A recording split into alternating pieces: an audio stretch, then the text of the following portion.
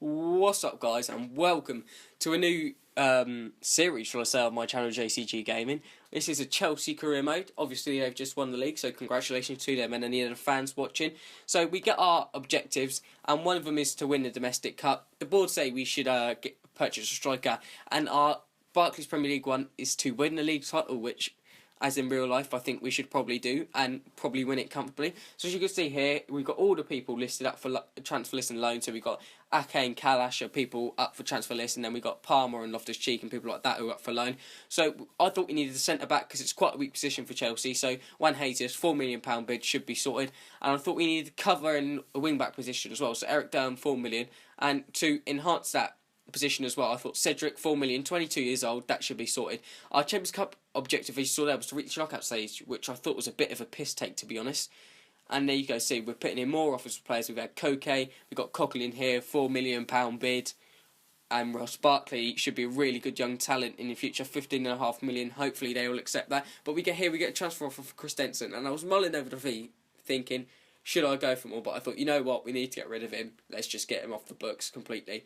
And then we got Durham here, £5.5 million. Hopefully they will come back and accept that. There you go. Koke accepted his accepted their offer, and you know what, we've offered him a contract now. Arsenal did want more money for Coughlin, probably as we were their rivals, as did Everton. They wanted around 20 million for Barkley. But here we go. Cedric's offer was accepted, so we offer him £37,500 on 4-year deal. Obviously, age 22 could be a good prospect.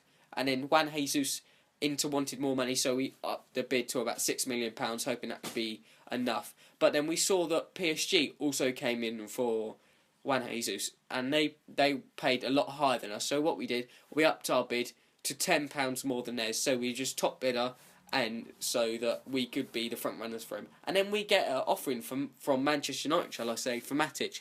47.5 million we counter back because there's no way we want to really let him go. But Coughlin, we offer him 50 grand a week, 4 years. Hopefully he comes back on that and accepts it. And then we've got Koke, he's now come into the club for around 20 million, so should be a good signing.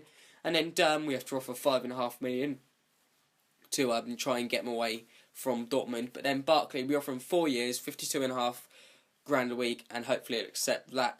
But then Ake here, £325,000 to Blackburn, should be sorted there, should leave us. And then Juan Jesus Inter finally accepted, so 60 grand a week, 4 years, and as did Francis Coughlin and Cedric. So they have both now joined the club, which is good for us because it gives us more strength in depth.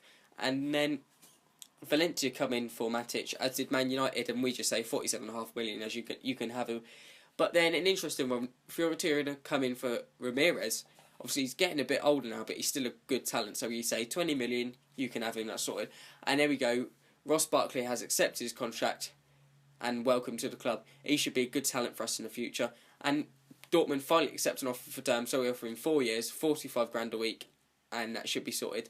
And there we go. Juan Jesus has been accepted. Obviously, we're top bidder after PSG, and I'm glad he's joined the club because he's a good talent. And then Man City do come in for Oscar, and we say 67 million, and you can have him.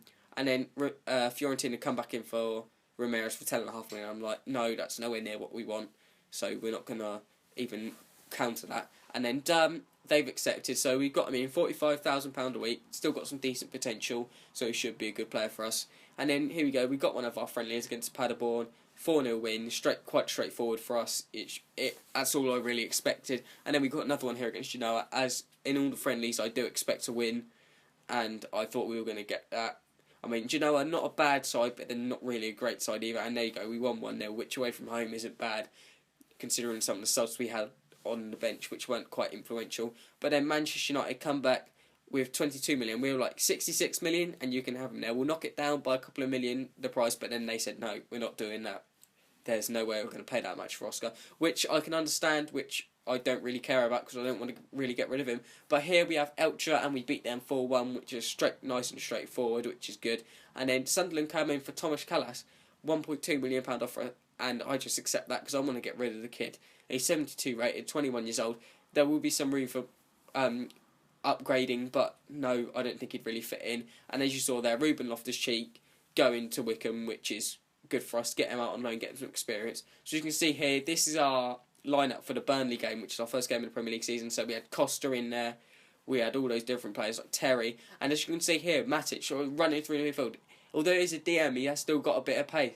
So it's knocked out to Costa on the right, and he fake shots inside, has a little crack with his left foot, but it just goes wide. So that's unfortunate considering it was his weak foot. But then Burnley come on the edge of our box. They were really quite a tough game as well, and they have a nice little shot, but Courtois was always going to save it, and that was half time really. That's all that really happened in the half. So it was a bit disappointing. But we do go to change formation here.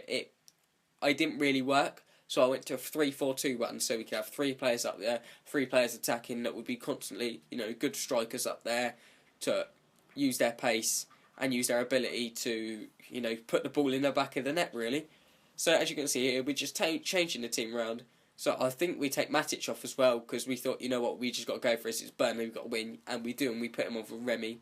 Take him off for Remy, shall I say. And Solanke comes on for Ivanovic, because obviously we're going to a back 3, so I put Azpilicueta in there with Terry and Cahill. And then we also do bring Koke on for Cuadrado on the right. And that pretty much gave us an instant impact, as Diego Costa came running round the back of the Burnley defence. He's got too much pace, he's too strong, and it was a quality finish into the back of the net. Simple, but it was quite an easy one to miss, and he didn't. That's the perks of having a good striker like Diego Costa. He's just clinical finisher, and he's quite fast as well, which always helps, a bit of pace.